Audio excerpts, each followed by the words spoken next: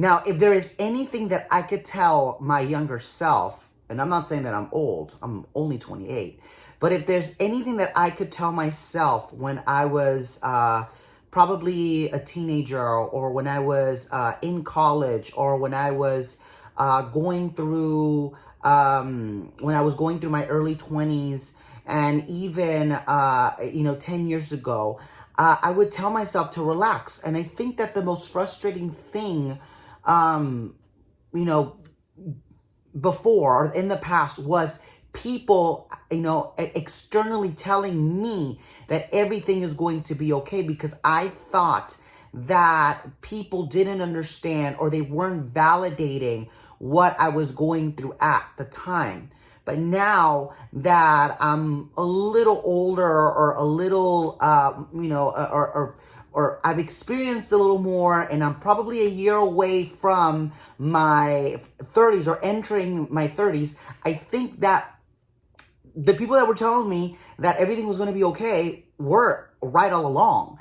And I think that that's what I want to talk to you all about today. That if there's anything that I could tell you today in this moment in time, is to relax and enjoy the moment, because everything has a purpose and everything is going to turn out okay. Life is a journey, and whatever we're going through, whatever we're experiencing, whatever we're dealing with, we're supposed to deal with it. We're supposed to go through it. We're supposed to navigate through it. Yes, it ain't easy. Yes, it's not fun. Yes, it's easier said than done. Whatever I'm saying, you might take it with a grain of salt, and what the hell is he talking about? But the truth of the matter is that whatever we're going through is shaping us to the person we are becoming, the person that we are meant to really be, to reach the highest level of maturity, the highest level of growth.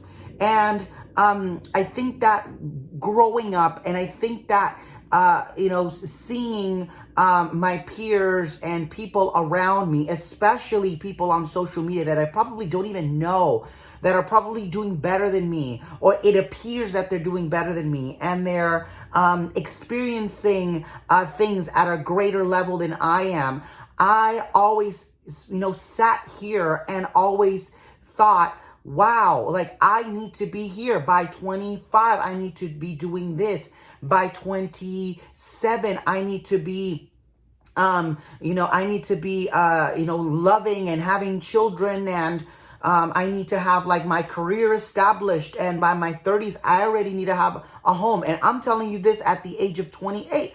I barely know what the hell I'm doing. And I think that there's an art. I think there's an art, and I think that there's beauty in that. In the struggle, in the journey, in the challenges that we face, there is a better tomorrow. There is a better outcome. There is a better future for ourselves. And I think that the issue is when we rush into things. And the perfect example of that is me rushing into getting married at 24. As all of y'all know, that I got married at 24, and y'all know that shit happened. Stuff happened. Things that I could have avoided. Things that turned out really, really bad. And I could sit here and I could be like, well, I regretted it. Maybe I shouldn't have done it. Maybe, whatever. But I think that if I wouldn't have gone through that, if I wouldn't have experienced that burden, because I could sit here and be bitter about it. I could sit here and contemplate and victimize myself of what happened to me. But I think that coming back and really analyzing my being and my learning experience, I could sit here and say, well, those years were, great, or those years were not that great, but I am here and I am happy, and I'm happy that it happened, whether it was good or bad, because it shaped me into becoming the person that I am today. And I think that that when we visualize ourselves in the future, when we wrap ourselves up with goals and wishes and desires and things that we are, looking to do, for the betterment of ourselves. But I think that life happens in wonderful ways.